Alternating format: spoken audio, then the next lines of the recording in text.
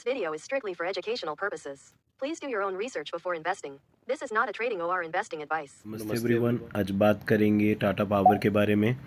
अभी रिसेंटली मुझे टाटा से रिलेटेड बहुत सारे स्टॉक्स की इंक्वायरी आ रही है। अभी हम 3 सेगमेंट में काम करेंगे। हम आईटी सेक्टर को भी देखेंगे, हम ऑटोमोबाइल सेक्टर को भी देखेंगे, हम एनर्जी सेक्टर को भी देखेंगे। आज हम डिस्कस करेंगे टाटा पावर के बारे में। So let's quickly move on to the charts. अब आप यहाँ पे बेसिक पैटर्न, अगेन टेक्निकल्स की बात करूँगा मैं, फंडामेंटल्स पे अभी नहीं जाऊँगा, मैं सिर्फ टेक्निकल्स की बात करूँगा यहाँ पर कि मुझे चार्ट के बेसिस पे स्टॉक में क्या देखने को मिलता है, मुझे क्या लगता है कि आगे क्या बेस बन सकता है, कहाँ से बाइंग आ सकती है। ये एनालिसिस यूजुअली उन लोगों के लिए है जो इन्वेस्टिंग करके बैठे हैं शेयर में, जो ऑलरेडी एग्जिस्टिंग होल्डर्स हैं। अगर आपको फ्रेश एंट्री बनानी है तो भी एक पोटेंशियल बाय चांस आ सकता है इसमें आने वाले वीक्स में। सो मूविंग ऑन, अगर आप यहाँ पे देखेंगे तो ये एक मेजर सपोर्ट है जो कि 375 आप मान के चलिए, और उसके बाद जो अगला सपोर्ट है वो 330 का बेस है। अब अगेन एक छोटी सी चीज़, ये इन्वेस्टिंग के पर्सपेक्टिव से है, क्योंकि हम जो टाइम फ्रेम यहाँ पर देख रहे हैं वो थोड़ा सा लार्जर एक्सटेंट पे, हम 1 वीक के टाइम फ्रेम पे चीज़ों को एनालाइज कर रहे हैं। मैं कोई आपको 1 डे 1 वीक का नहीं दे रहा इंटरवल, ये यूजुअली कपल मंथ्स का सेटअप होता है, क्योंकि investing is all about patience. जितना पेशेंस रखोगे उतना अच्छा आपका पोर्टफोलियो चलेगा और एक्चुअली आप पैसा कमा पाओगे अगर आप थोड़ा सा पेशेंस रहोगे तो। पेशेंट रहोगे तो I mean. So moving on, यहाँ पे एक चीज़ आप नोटिस कीजिए कि अभी स्टॉक 368 या फिर 365 375 मानो, ये इस पर्टिकुलर बेस पर खड़ा है। अब क्या है, हमने एक चीज़ पढ़ी है कि भैया 2 चीज़ें होती हैं, एक को कहते हैं रेजिस्टेंस, एक को कहते हैं सपोर्ट। जब भी प्राइस बीच में अटकता है और फिर एक पर्टिकुलर बेस पे आता है तो वहाँ पे कुछ टाइम कंसोलिडेट करता है और वापस ऊपर जाता है। यही एक आइडियल थ्योरी है, यही एक गोल्डन रूल है मार्केट का। प्राइस अपने सपोर्ट से बाउंस लेता है। तो अब में अभी वही वाला चांस है कि अभी 368 या फिर आप इसे मान लो 365 या से लेकर 370 के बीच में स्टॉक इस पोजीशन पे है कि अगर यहाँ से फर्दर बाउंस लेता है तो ये वापस 400 के टारगेट्स के लिए ऊपर जा सकता है, जो कि अच्छा खासा मोमेंटम रहेगा। लेकिन अगर ये यहाँ से सपोर्ट नहीं लेता और यहाँ से ये फर्दर नीचे कोलैप्स होता है तो आपको 330 तक के टारगेट्स भी देखने को मिल सकते हैं, जो कि ऐसा कोई बहुत बड़ी बात नहीं है। जैसी मार्केट की कंडीशन है, मैं बहुत ज़्यादा शॉक नहीं रहूँगा इसको देख के। यहाँ पे आप देखो कि पहले जब ये इस बेस पे आया था तो ये बहुत टाइम फंसा रहा है यहाँ पे, ये लगभग आप मान लो 8 से 10 हफ्तों के लिए यहाँ पे फंसा रहा। फिर इसने 370 का बेस कट किया, मैंने सपोर्ट कट किया और ऊपर चला गया।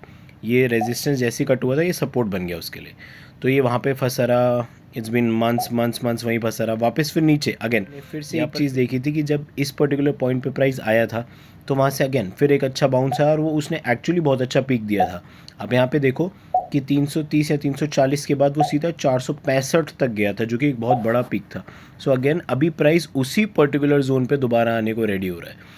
जितनी बार प्राइस ने इस पर्टिकुलर रेंज को ब्रीच करा है या फिर इससे एक मेजर सपोर्ट लिया है तो आपको 400 प्लस के टारगेट ही देखने को मिले हैं। तो इट इज़ कंसिडर्ड कि प्राइस जो होता है कि वो हमेशा अपना ट्रेंड को रिपीट करता है, प्राइस हमेशा हिस्ट्री को रिपीट करता है, और वही प्रोबेबिलिटी यहाँ पर भी रहेगी। अगर आपको 330 से 320 के रेंज में प्राइस मिलता है तो भैया बहुत बढ़िया बाय है, ये it's a very solid bye. आपको थोड़ा थोड़ा अमाउंट में डालना चाहिए। मैं ये नहीं कह रहा आप पूरा पैसा डाल दो, लेकिन आपको 10% या 20% अपने पोर्टफोलियो से वहाँ पर बाइंग करनी चाहिए, क्योंकि अगेन अगर इतना स्टॉक नीचे गिर रहा है तो there is a reason behind that. तो आपको ब्लाइंडली भी ऐसा नहीं है कि चलो जी नीचे आ गया तो अब मैं खरीद लेता हूँ, ऐसे भी काम नहीं चलता। आपको थोड़े बिट्स में स्टॉक को बाय करना शुरू करना है और अक्यूमुलेट करना है। अगर आपका स्टॉक वापस ऊपर चलने लगेगा तो आप हर इंटरवल पे, हर सपोर्ट पे थोड़ा थोड़ा बाय करते चलो, क्योंकि याद रखना है एवरेजिंग जो होती है ना, एवरेजिंग हमेशा ऊपर की तरफ होती है। कुछ समझदार लोग ये चीज़ करते हैं कि हम एवरेजिंग नीचे करते हैं, और एक्चुअली समझदार क्यों बोल रहा हूँ मैं, हर इंसान की मेंटालिटी यही है। क्योंकि क्या होता है ना, हम हर स्टॉक से ना एक इमोशनल कनेक्ट रख लेते हैं, यार मेरा स्टॉक है, आज नहीं कल चलेगा, कल चलेगा। यहाँ पर स्टॉक गिरा, भैया यहाँ पे मुझे एग्जिट कर देना है क्योंकि यहाँ पे मेरा एसएल है। मेरे लिए इट इज़ नथिंग, मेरे को सिर्फ पैसा कमाना है। अल्टीमेट गोल क्या होता है इंसान का, कि मुझे पैसा कमाना है। You don't have to get connected to any particular stock.